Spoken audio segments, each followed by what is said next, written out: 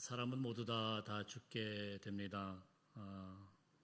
결국은 저와 여러분들도 하나님의 부르심을 따라서 곧 하나님 나라에 또 부르심을 입고 죽게 될 것입니다.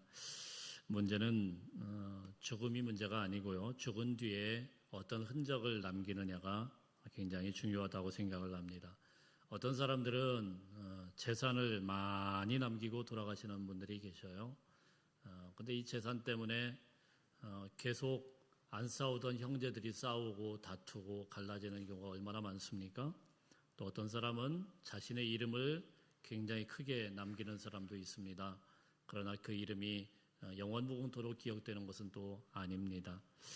근데 어떤 사람은 죽은 후에 믿음의 흔적을 확실하게 남기는 사람이 있습니다. 오늘 본문의 여호수아가 바로 그런 사람이라고 볼 수가 있습니다. 위대한 믿음의 사람, 거인, 영적 거인 여호수아도 결국은 때가 되니까 110세에 죽게 되었습니다. 오늘 29절 말씀에 이렇게 기록이 되어 있어요. 29절 한번 읽어볼까요? 시작. 이 일 후에 여호수아의 종 눈의 아들 여호수아가 110세에 죽음에. 아무리 위대한 사람도 하나님의 정하신 그때를 거스를 수가 없고 우리 모두는 영원한 안식의 젖으로 돌아가야 되는 그런 때가 정해져 있다는 사실입니다. 그런데 오늘 본문 말씀을 쭉 읽어보면 여호수아는 단순하게 죽었다라는 말로 끝나지를 않고요. 그가 죽기 전에 어떤 영향력을 남겼는지, 그리고 죽은 뒤에 또한 어떤 영향력이 그의 백성들에게 끼쳐지게 되었는지가 24장 전체에서 쭉 기록이 되고 있다는 사실입니다. 사랑하는 성도 여러분, 여러분이 하나님 앞에 서게 되는 날, 그 마지막 순간에 어떤 사람으로 기억되기를 원하십니까? 또 어떤 유언을 또 사람들에게, 우리 남겨진 사람들에게 또한 유언을 내리기를 원합니까? 무엇보다도 하나님의 백성은 믿음의 유산을 굵직하게 남기는 귀한 성도님들 다 되시기를 주의 이름으로 축복합니다. 첫 번째입니다. 첫 번째, 우리 한번 읽어보겠습니다. 시작. 세겜에서의 언약. 계속 이 본문을 3주 동안 살펴보고 있어요. 세겜 땅에서의 언약. 여호수아의 시대가 막을 내릴 때가 되었고요. 죽음을 앞둔 여호수아가 이스라엘 백성들을 세겜 땅에 모아놓고 마지막 유언을 길게 남깁니다. 너희가 지금까지 살아서 여기까지 온 것이 100% 하나님의 은혜인 것을 알아야 된다. 광야에서 살아남은 것도 하나님의 은혜이고, 요단강을 건넌 것도 하나님의 은혜이고, 가나안 땅의 강대한 대적들과 싸워나가면서 그 모든 것들을 승리하게 된 것도 100% 하나님의 은혜이다. 너희가 수고하지 않고 성읍에 포도를 따고 그것을 기업으로 받고 열매를 먹은 것도 다 하나님의 은혜이다. 그렇기 때문에 너희는 정신을 똑바로 차리고 하나님을 섬겨야 된다라고 말씀을 하고 있는 것입니다. 우리가 지난주에 살펴본 여호수아 24장 15절 말씀에서 뭐라고 말씀을 했냐면요. 만일 여호와를 섬기는 것이 너희 눈에 좋지 않게 보이거든 너희가 오늘 섬길 자를 택하여라. 여호와를 섬기든 우상을 섬기든 너희가 택하라. 오직 나와 내 집은 여호와만을 섬기겠노라. 강력하게 도전을 하죠. 그리고 이스라엘 백성들이 그 말씀에 딱 자극을 받고 대답을 합니다. 무슨 소리냐고. 우리는 하나님만을 섬기겠습니다. 왜 다른 신을 이야기를 하느냐고. 결코 다른 배신을 하지 않겠습니다. 이러면서 여호수아에게 이야기를 합니다. 그랬더니 여호수아가 그 말을 받고는 바로 또 이야기를 해요. 20절 말씀, 지난주에 살펴봤는데 20절 말씀 한번 볼까요? 20절 시작. 만일 너희가 여호와를 버리고 이방 신들을 섬기면 너희에게 복을 내리신 후에라도 돌이켜 너희에게 재앙을 내리시고 너희를 멸하시리라 하니. 여호수아가 단단히 맹세를 요구를 하니까 이스라엘 백성들이 막 충성 맹세를 합니다. 우리는 절대로 하나님 배신하지 않겠습니다. 또 겁을 줍니다. 야, 만일에 너희가 이렇게 배신 때리면은, 그렇게 맹세까지 해놓고 또 배신 때리면 하나님은 복 내렸다가도 너희에게 저주를 내릴 거야. 그러니까 단단히 마음 먹어야 돼. 이렇게 여러 차례 다짐하고 또 맹세를 받고 다짐하고 맹세를 받고 무려 3차례가 오늘 본문에 기록이 되어 있어요. 자, 그랬는데 그것으로 끝나질 않고 여호수아는 거기서 끝나질 않고 마지막 하나님 앞에서 아주 중요한 언약을 맺도록 합니다. 우리 25절, 26절 오늘 본문 말씀을 함께 읽어보겠습니다. 시작. 그날에 여호수아가 세겜에서 백성과 더불어 언약을 맺고 그들을 위하여 율례와 법도를 제정하였더라. 여호수아가 이 모든 말씀을 하나님의 율법책에 기록하고 큰 돌을 가져다가 거기 여호와의 성소 곁에 있는 상수리 나무 아래에 세우고. 세겜에서 드디어 이제 하나님과 이스라엘 백성 사이에 언약을 맺습니다. 그리고 이 언약을 세겜에서 맺었기 때문에 우리는 세겜 언약이라고 이렇게 불러요. 여호수아가 이스라엘 백성들로 하여금 하나님 앞에 딱 세워놓고 언약을 맺는데 율법책에 그 모든 내용을 기록을 하고 큰 돌을 가져다가 여호와의 성소 곁에 있는 상수리 나무 곁에 딱 세웠다. 기념비를 세운 거예요. 그래서 사람들이 왔다 갔다 하면서 그 기념비를 보면은 이게 우리가 그때 절대로 배신하지 않기로 한 맹세구나라는 것을 볼 수 있도록 성소 곁에 세웠어요. 그러니까 이 성소는 뭐냐? 이 성전이 있기 전에 이 여호수아이 가나안 땅에 들어와서 이 세겜에서 예배를 드리고 에발산 근처에 단을 쌓았습니다. 이 단 근처에다가 아마도 이스라엘 백성들이 여기서 예배를 드릴 수 있도록 아마도 성소를 하나 만들어놨던 것 같은데 그 곁에다가 큰 기념비를 딱 세운 거예요. 그러니까 예배 드릴 때마다 제사 지낼 때마다 그 기념비를 딱 보는 거죠. 마음 똑바로 먹어야지. 우리 여호수아 장군이 이야기한 대로 하나님만 섬겨야 되겠다. 절대로 우상 숭배하지 않겠다. 내가 이거 맹약을 한 것이구나. 잘못하면 우리가 저주가 되는구나. 딱 이걸 볼 수 있도록 다 기념비를 세운 거예요. 자, 이게 세겜 언약. 조금 익숙하지가 않죠? 언약이다 그러면은 흔히 이제 여기까지 한 세 번의 출애굽 백성들과의 언약이 있습니다. 첫 번째는 무슨 언약이냐면 잘 아는 언약이에요. 시내산 언약이에요. 출애굽기 20장, 신명기 5장에 나오는 10계명이 선포된 시내산 언약. 자, 그다음에 이제 이게 출애굽하고 첫 번째 1세대들에게 한 거죠. 자, 근데 1세대가 40년 동안 광야를 막 돌아요. 돌고 나서 1세대는 다 죽어요. 그리고 거기에서 태어나고 거기에서 자라난 이제 가나안 세대, 그걸 출애굽 2세대라고 합니다. 2세대가 어디서 또 언약을 세우냐면은 가나안 땅에 바로 들어가기 직전에 모압 땅이라는 곳이 있어요. 그곳에서 모압 언약이라고 부르는 언약을 세웁니다. 이게 신명기 29장 30장에 아주 길게 나와 있어요. 모압 언약이라고 해서 아주 많은 그런 내용들이 나와 있습니다. 이게 출애굽 몇 세대요? 2세대. 그 다음에 오늘 또 시간이 지났어요. 가나안 땅을 다 정복했습니다. 그리고 여호수아가 죽음을 앞두고 세겜 땅에다 딱 모아놓고 가나안 땅 한복판에서 이제 하나님과 이스라엘 백성들 사이에 언약을 세우는 것이죠. 이걸 뭐라고요? 세겜 언약. 자, 그럼 이 세겜 언약은 출애굽 몇 세대요? 3세대. 그러니까 1세대 죽고 2세대 죽고 3세대에게 또 언약을 세우게 된 거예요. 여러분, 이게 굉장히 중요한 겁니다. 신앙이라는 것은 자동적으로 승계되지 않습니다. 조상의 믿음이 아무리 위대해도 그 믿음으로 내가 천국 가는 거 아니에요. 한때 우리나라 신학계에서 굉장히 뜨겁게 논쟁이 되었던 것이 무엇이었냐면은 가계에 흐르는 저주를 끊어라라는 그런 논쟁이 한참 됐었어요. 가계에 흐르는 저주는 없습니다, 여러분. 그걸 아셔야 돼요. 그 죄가 그대로 가는 것이지 아버지 죄가 자녀에게 물려지고 또 그 후손에게 물려지고 그런 거 없어요. 다시 새롭게 결단하면 되는 거예요. 아버지 죄가 아무리 크다고 하더라도 그 아들 때에서 다시 새롭게 결단하면서 우리가 다시 하나님 앞에서 믿음으로 살아보겠습니다. 그러면 아버지가 아무리 큰 죄를 지었어도 그거 다 백지화시키는 거예요. 여러분 믿습니까? 그러므로 그걸 거꾸로 하면은 믿음의 결단도 마찬가지예요. 아버지가 아무리 훌륭한 믿음을 가지고 있다고 하더라도 여호수아가 아무리 대단한 믿음의 거장이라고 하더라도 그냥 내버려 두면은 저절로 이스라엘 백성들이 믿음 생기지 않아요. 결코 생기지 않습니다. 각 세대마다 자기 시대에 하나님을 새롭게 만나야 되는 거예요. 여러분이 하나님을 만났듯이 우리 아들, 딸들이 그 입술로 하나님을 만나야 되는 거예요.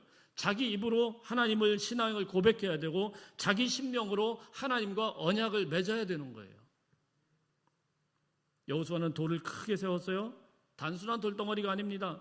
하나님과 언약을 영원히 잊지 말라는 상징적인 징표였습니다. 이스라엘 백성들은 이제 여호수아가 죽은 뒤에 그 돌을 보면서 자신들이 그 앞에서 여러 차례 결단했던 그 결단을 잊지를 않고 기억하게 될 것입니다.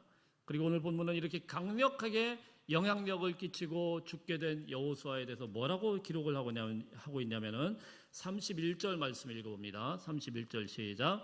이스라엘이 여호수아가 사는 날 동안과 여호수아 뒤에 생존한 장로들 곧 여호와께서 이스라엘을 위하여 행하신 모든 일을 아는 자들이 사는 날 동안 여호와를 섬겼더라. 얼마나 놀라운 평가인지 몰라요.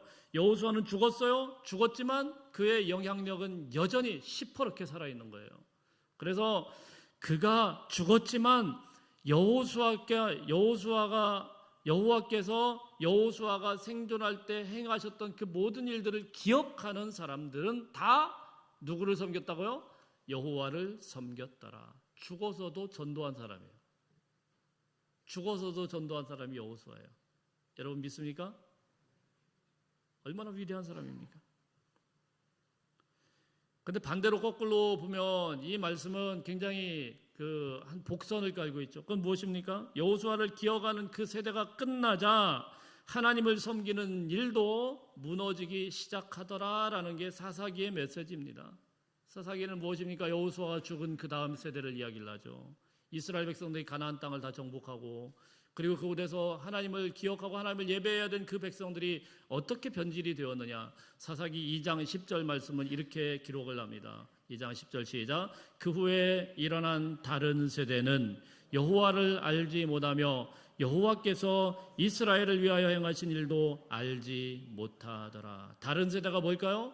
여호수아와 그 세대에 하나님이 행하신 그 일을 기억하는 세대가 죽자 다른 세대는 여호와를 알지도 못하고 여호와께서 행하신 일을 기억도 못하고 우상 숭배로 가게 되었다라는 거예요. 얼마나 안타까운 일입니까?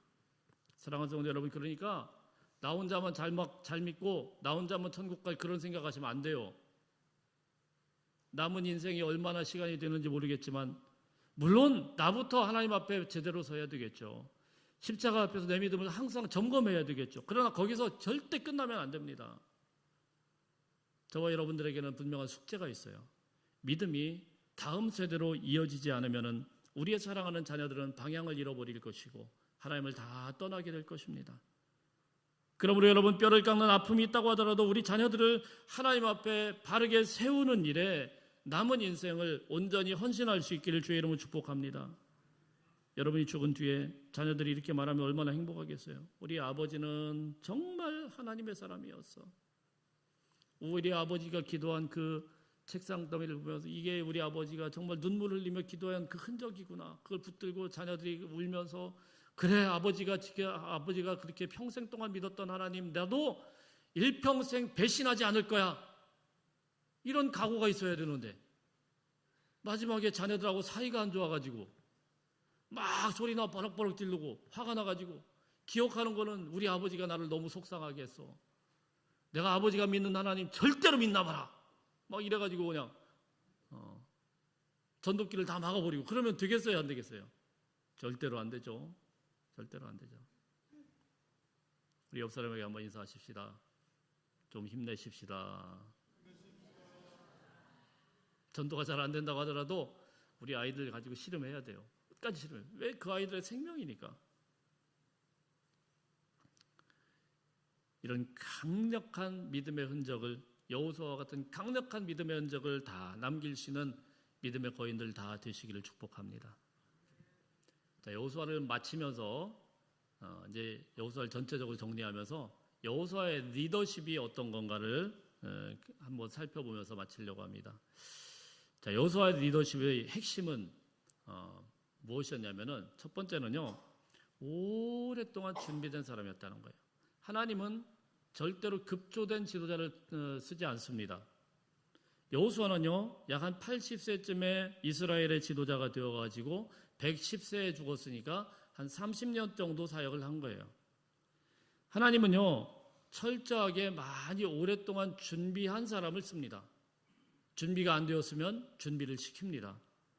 아주 많이 준비한 사람을 아주 짧게 쓰시더라도 아주 인상 깊게 쓰시는 게 하나님의 리더십입니다. 우리는 조금 준비하고 조금만 가지면 어떻게 해요? 그거 가지고 평생 울고 먹으려는 사람들이 있죠. 저도 마찬가지입니다. 늘 조심해야 되는데 조금만 기회만 있으면 금방 내가 말이야 어떤 사람인지 알아 막 이래가면서 자기 자랑하기 시작하죠. 그죠? 아는 척하고. 근데 여러분, 하나님이 그러지 않아요. 하나님은 아주 오랫동안 준비시켜서 오랫동안 때가 들 때까지, 준비가 될 때까지 하나님 정말 오랫동안 준비시켜요. 모세도 80년 동안 준비시켜서 40년 사역을 했습니다. 예수님은 어떤가요? 예수님은 30년 동안 준비가 된 거예요. 예수님도 그랬어요. 30년 동안 준비가 되셔서 딱 3년 사역하셨습니다. 3년만 사역하셨어도 모든 인류가 예수님 앞에 무릎 꿇고 주님 앞에 경배드리는 그 놀라운 일들을 우리 주님이 하신 거예요. 여러분 믿습니까? 사역을 길게 하느냐 오래 하느냐가 중요한 게 아니에요. 남겨진 그런 모든 시간 속에서도 하나님의 은혜 안에 최선을 다해서 충성하면 되는 겁니다. 하나님의 리더십의 원리는 분명한 거예요. 철저하게 준비된 사람을 철저하게 사용한다. 그렇다면 여호수아가 어떻게 하나님 앞에서 준비가 되었느냐? 저는 한 4가지 정도로 이 여호수아의 리더십을 볼 수가 있겠습니다. 첫 번째는 한번 띄워주세요. 첫 번째는 뭐냐면 바로 고난이었습니다. 고난. 두 번째 읽어보기. 첫 번째 고난 시작. 첫 번째 고난. 두 번째는 뭐예요? 순종. 세 번째는 인내. 네 번째는 동행. 자, 요 4가지 정도를 한번 살펴볼 수가 있겠습니다. 우선 고난이었습니다. 여호수아는요, 어릴 때 노예로 태어났어요. 노예로 태어나가지고 40살 될 때까지, 출애굽하기 전까지 그냥 노예로 살았습니다. 우리가 그것을 경험을 안 해봤으니까 모르겠지만 노예 생활이 얼마나 고되고 힘들었겠어요. 이유도 없이 고난받는데 혹독한 노예 사슬에 매여가지고 거기서부터 힘들어지고 고난받고 괴로운 시간 40년을 걸렸습니다. 그 고난의 시간을 통해서 무엇이 생기게 되느냐? 영적인 강인한 영적인 근육이 생기게 되는 거예요. 여러분 무슨 말씀이냐면은 어떤 운동이든지 보면 기본기가 탄탄해야 실력이 나오는 겁니다. 기본기는 어디서 나옵니까? 힘들어야 돼요. 힘들지 않으면 운동이 아니에요. 그렇다고 또 어르신들이 오늘부터 힘들게 막 뛰고 그러시지 말고 힘들지 않으면 근육이 안 생겨요. 절대로 안 생깁니다. 제가 수영밖에 모르니까 수영을 한 지 한 10년 정도 됐는데 힘들지 않고 수영할 수 있어요. 그럼 운동이 하나도 안 됩니다. 그래서 수영을 하고 운동을 하려고 하면은 단 한 20분, 30분을 하더라도 쳐다보지도 않고 계속 막 힘들 때까지 해야 그래야 운동이 생기고 몸에 활력이 생기는 것이지 전혀 힘들이지 않으면은 아무런 고난도 없고 천천히 이렇게 가면은요 아무 힘도 없습니다. 무슨 말씀이냐면은 영적인 것도 똑같아요. 고난을 통해서 영적인 근육이 만들어집니다. 영적인 파워가 생기는 거예요. 어떤 환난과 어려움이 온다고 하더라도 고난을 경험하고 거기에서부터 하나님을 경험했던 사람들은 이겨낼 수 있는 그런 힘이 생겨요. 여러분 믿습니까? 혹시라도 여러분 삶 가운데 지금 하나님의 고난의 그 시간을 험난한 시간을 거치고 있다라는 생각이 들 때는 한 가지 기억하셔요. 하나님이 내 힘을 길러주려고 하는 거구나. 하나님이 내 능력을 길러주려고 하시는 거구나. 여호수아는요. 그래서 이 시간을 쭉 지났어요. 요즘에 참 저도 아이들을 둔 부모지만 우리 부모님들이 특히 젊은 부모님들이 생각을 조금 달리 했으면 좋겠다라는 생각이 있어요. 뭐냐면은 아이들이 하나 둘 되니까 너무 귀해요. 너무 귀하게만 길러놓으니까 아이들이 어려운 걸 몰라요. 너무 고리타분합니까? 고리타분해도 이 말은 해야 돼요. 어려운 걸 몰라요, 아이들이. 그러니까 이런 아이들이 나중에 직장에 들어가가지고 또 앞으로 살아가는 그런 삶 속에서 조금만 있으면 그냥 포기해버리면은 이 부모님들이 더 앞장섭니다. 제가 청년사역을 좀 오래 하면서 본 거는 아이들의 그 장래를 망치는 부모님들이 가끔 있어요. 내비두면 되는데 그걸 애가 좀 못 견디면은 막 애를 다그쳐서라도 회사 보내고 이러면 되는데 부모님이 막 힘들다 그러면 야야 그만둬. 야 너 뭐 거기 뭐 그렇게 뭐 머리 숙이면 다닐 필요 없어. 뭐 네가 뭐가 그렇게 잘못했다고. 야 다 때려쳐. 부모님이 앞장서서 때려치래요. 물론 무조건 참고 그런 게 길은 아니겠죠. 예. 저희 어릴 때는 상상도 못하던 일입니다. 그러니까 아이들이 고난이란 거예요. 군대에서요. 요즘 군대 이 치맛바람이 부르셔가지고 아이가 이렇게 사진 있으면 사진 딱 보고요. 얘가 왜 표정이 이렇냐고 전화를 띠릭해가지고 왜 얘가 인상을 쓰고 있냐고 뭔 일이 있는 거 아니냐고 막 엄마들이 그런대요. 뭔 일은 뭔 일이 있어요. 군대가 당연히 뭔 일이 있죠. 제가 군대 생활하던 수십 년 전만 하더라도 그렇게 하면 그 아이는 얘는 남자애가 아니구나. 그래가지고 안전 지켜가지고 혹시라도 집에서 부모님한테 전화가 왔다. 그럼 얘는 남자가 아니구나. 그래가지고 고문관 취급을 당했습니다. 근데 요즘에는 당연하듯이 엄마들이 막 군대를 움직이려고 하니 이게 군대가 군기가 생기겠어요? 아이들에게 고난을 겪어나갈 수 있는 영적인 체력을 줘야 돼요. 이겨나갈 수 있는 체력을 가지지 않으면은 아이들이 나중에 험난한 세상에서 부모님이 사라지고 나면 아무것도 못합니다. 하나님도 마찬가지입니다.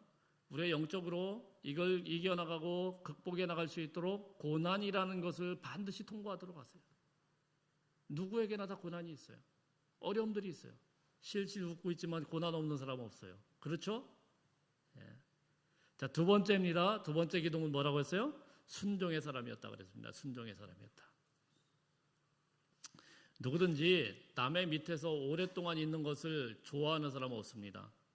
여호수아는 40살부터 또 40년 동안 무엇을 했느냐? 순전히 모세의 시종이었어요. 시종이라고 딱 나와요. 모세의 종. 모세 졸졸 따라다니면서 모세가 일거수일투족 하는 거 다 도와주고 막 그 일들을 40년을 했습니다. 왜 그랬을까요? 모세보다 자기가 좀 힘이 없어서 약해서 그랬을까요? 여호수아는 하나님의 권위 앞에 순종할 줄 아는 사람이었어요. 하나님께서 권위로 모세를 지도자로 세워놓으니까 모세가 잘하든 못하든 모세가 어떤 일을 하든 그냥 그 권위 앞에 순종하는 거예요. 하나님의 권위라는 걸 늘 알아야 돼요. 목사도 마찬가지입니다. 목사도 하나님의 권위 앞에 순종할 줄 알아야지 엉뚱한 권위의식으로 파워게임 하면서 똑바로 안 해! 내가 목사인데! 이러면 안 되죠. 장로님들도 똑같습니다. 장로님들도 우리가 하나님의 권위 앞에 순종하는 거예요. 그래서 부족하지만 담임 목사를 요 앞에 세우고 목사를 세워놨을 때는 목사 보고 순종하면 안 됩니다. 저 보고 순종하면 100% 상처받아요. 제가 그렇게 호락호락하지 않거든요. 아시죠? 호락호락하지 않아요. 저 보고 순종하면 100% 실패해요. 100% 마음 다치고 넘어지고 그래요. 그렇다고 또 부드럽지 않은 건 아니에요. 뭐 때문에요? 하나님이 권위로 이 자리에 세웠구나. 그래, 하나님의 권위에 순종하는 거예요. 여호수아는 그랬습니다. 그래서 모세가 하다 보면 뭘 그렇게 다 잘하겠어요. 잘못할 때도 있죠. 성질 낼 때도 있고 막 굉장히 막 다혈질이었습니다. 그럴 때에도 여호수아는 한 번도 불평불만을 하지 않았어요. 순종했어요. 나중에 자기가 지도자가 되었을 때 어떻게 합니까? 그게 다 오는 거예요. 이스라엘 백성들이 왜 여호수아에게 다 순종을 하면서 여호수아가 이야기하면 꼼짝 못했을까요? 봤거든요. 태어나서부터 그들이 본 것은 하나님의 사람에게 어떻게 순종하는지를 봤는데 하나님께서 모세가 죽으니까 여호수아 모세와 함께했듯이 너와 함께할 것이다 딱 말씀을 하시니까 그 앞에서 이스라엘 백성들이 순종하는 거예요. 우리가 하나님 앞에 순종하는 모습을 자녀들 앞에 보여주지 않으면요, 자녀들은 하나님 앞에 순종하지 않습니다. 하나님 앞에 철저하게 순종하는 모습, 철두철미한 그런 모습을 보여주면 우리 자녀들도 그 순종을 배우며 자라나는 거예요. 세 번째, 여호수아의 리더십의 세 번째는 무엇입니까? 인내하는 사람이었다는 겁니다. 인내하는 사람. 좋은 지도자는요, 반드시 기다릴 줄 아는 사람이에요. 하나님이 리더를 훈련시킬 때 고난과 함께 항상 같이 덤으로 오는 것이 바로 인내입니다. 인내라는 것은 그냥 단순하게 참는 게 아니고 억울한 시간을 견디는 거예요. 우리 한번 따라합시다. 인내는 억울한 시간을 견디는 겁니다. 다윗과 요셉과 모세와 여호수아의 특징이 뭐냐면 다 억울한 시간이 있었어요. 힘든 시간이 있었어요. 정말 억울한 시간. 내가 이런 취급을 받아야 되냐? 막 이런 거. 사실 약속의 땅에 들어간 정탐꾼 중에요, 12명이 들어갔거든요. 근데 여호수아와 갈렙은 잘못한 게 없어요. 10명의 정탐꾼이 가가지고 우리가 그들 앞에서 보니까 메뚜기처럼 됐습니다 막 이러는데 여호수아와 갈렙은 어떻게? 그거 싸웠습니다. 아니야! 하나님이 우리와 함께 하는데 가면 문제 없다. 그들은 우리의 밥이다. 싸웠더니 그들을 죽이려고 뭐 돌멩이를 들고 이스라엘 백성들이 달려들었어요. 하나님 편에서 보면 여호수아 갈렙 이뻐요, 안 이뻐요? 이쁘죠. 그렇다고 하면 여호수아 입장에서, 갈렙 입장에서 보면 억울한 게 있을까요, 없을까요? 많이 억울합니다. 하나님은 그 10명의 정탐꾼의 말을, 그 악평한 것을 딱 듣고는 그 40일 동안을, 이스라엘을 정탐한 40일 동안을 하루를 1년으로 계산해서 40년을 광야에서 뱅글뱅글 헤매게 만드는데 여호수아와 갈렙도 예외를 안 시켰단 말이에요. 얼마나 억울하겠습니까? 여러분 같으면 어떻겠어요? 입이 이만큼 나오죠. 뭐라고? 아니, 내가 잘못한 게 없는데 우리 먼저 좀 역석의 땅으로 좀 가면 안 되겠습니까? 저는 쟤네들 지금 쳐다보기도 싫은데 쟤들 때문에 내가 이 생고생을 왜 해야 됩니까? 그러겠어요, 안 그러겠어요? 그러겠죠. 마음에서 막 하루에도 막 수백 번씩 튀어나올 거예요. 저 인간들 때문에 내가 이렇게 이 고생을 한다고. 여러분, 하루 이틀이 아니고 40년을 광야를 그렇게 돌았단 말이에요. 얼마나 억울합니까? 얼마나 억울해요. 다른 사람의 잘못 때문에 하나님에 대한 비전과 꿈이 40년 동안 망가졌다고 한번 생각을 해보세요. 불평, 불만으로 잔뜩한 이스라엘 백성들과 또 40년을 또 견뎌야 된다고 생각을 해보세요. 얼마나 억울하고 얼마나 화딱지근하고 얼마나 이 세월이 힘들었겠어요. 근데 여호수아는 아무 말도 안 하고 견딘 거예요. 이 40년을 견딘 거예요. 이게 바로 인내입니다. 인내는 뭐라고요? 억울해도 참는, 억울해도 참고 견디는 시간이 인내의 시간이에요. 네 번째, 마지막입니다. 여호수아의 리더십의 가장 하이라이트는 하나님과 동행하는 사람이었다는 겁니다. 우리 한번 따라하겠습니다. 하나님과 동행하는 사람. 많이 들어가지고 우리는 하나님과 동행한다는 게 그래야지 이렇게 생각할 수 있는데, 이거는요 그냥 기쁨으로 하는 거예요. 기쁨으로. 여호수아는 지도자가 되기 전부터 하나님의 임재 앞에 들어가는 것을 너무 기뻐한 사람입니다. 출애굽기 33장 11절 말씀 볼까요? 출애굽기 33장 11절 말씀 읽어보겠습니다. 시작. 사람이 자기의 친구와 이야기함 같이 여호와께서는 모세와 대면하여 말씀하시며 모세는 진으로 돌아오나 눈의 아들 젊은 수종자 여호수아는 회막을 떠나지 아니하니라. 잘 보시면 뭐라고요? 모세는 하나님과 대면함 같이 계속 얘기하다가 일과가 끝나고 어디로 가요? 진으로, 자기 집으로 갔어요. 갔는데 여호수아는 뭐 하고 있습니까? 남아 있어요. 아니, 이럴 수가 있어요? 담임 목사는 퇴근했는데 부목사가 남아가지고 성전에 남아가지고 주여, 이게 모양이 이상하잖아요. 담임 목사 퇴근했으면 자기도 퇴근해야지. 예배 다 끝나고 자기 진으로 갔는데 여호수아는 남아있어요. 왜요? 좋으니까. 누가 시키지 않았어요. 하나님의 그 임재 속에 있는 게 너무 좋고 행복한 거예요. 여호수아가 그랬어요. 의무감으로 임재 속으로 들어가는 게 아니고 하나님과 동행하는 것이 너무 행복한 거예요. 여호수아는 그런 사람이었어요.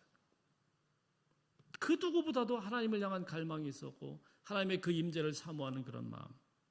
모세는 여호수아와 같이 있는 그런 40년 동안 앞장서서 다 영광을 다 받죠. 그런데 그 40년 동안 한번 어떻게 버티겠습니까? 좋아서 버틴 거예요. 좋아서. 좋으니까 같이 갈 수 있었던 거예요. 여러분, 여호수아가 모세와 같이 계속 다녔는데요.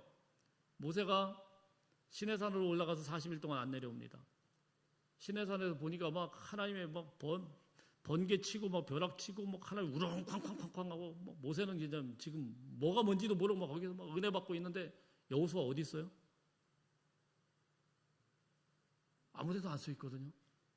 여호수아는 이스라엘 백성들과 함께 있었을까요? 아닙니다. 따라갔어요. 근데 모세와 함께 있었을까요? 아니에요. 아마 그 근처 어디에서 모세 언제 내려오나 모세 언제 내려오나 그렇게 40일을 시내산 그 중턱에서 40일을 견딘 거예요. 그래서 누가 그러더라고요. 이거 묵상하다 그런 생각이 들어요. 좀 재밌는 표현인데 모세는 하나님의 은혜로 충만해가지고 얼굴이 환하게 빛나가지고 내려와가지고 수건으로 얼굴을 가렸어요. 여호수아는 같이 내려오는데 사람들이 몰라봐. 왜요? 인종이 변했어.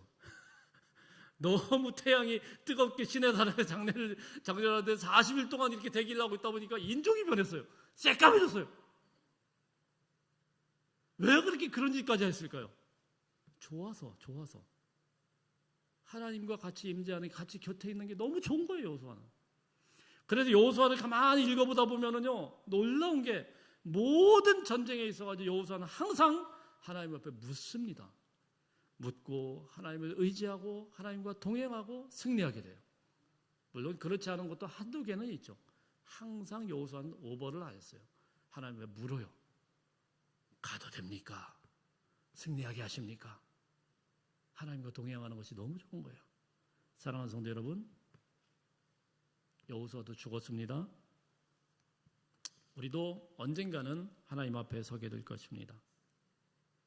그러나 우리 자녀들을 하나님 앞에 온전히 세워놓기만 한다고 하면 우리는 눈 편하게 눈 감을 수 있을 거예요.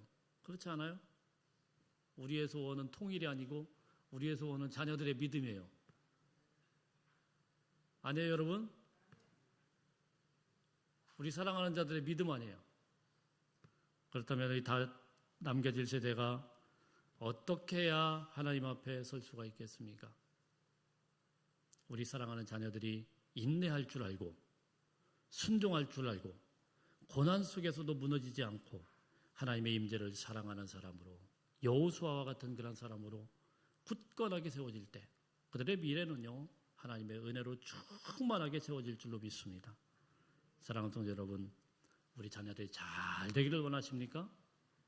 남은 인생을 여기에 걸 수 있기를 축복합니다. 무슨 일이 있어도 우리 자녀들을 하나님 앞에 신실하게 세워놓겠다고 여호수아처럼 죽어서도 하나님을 남기는 인생이 되시기를 주님의 이름으로 축복합니다. 기도하겠습니다.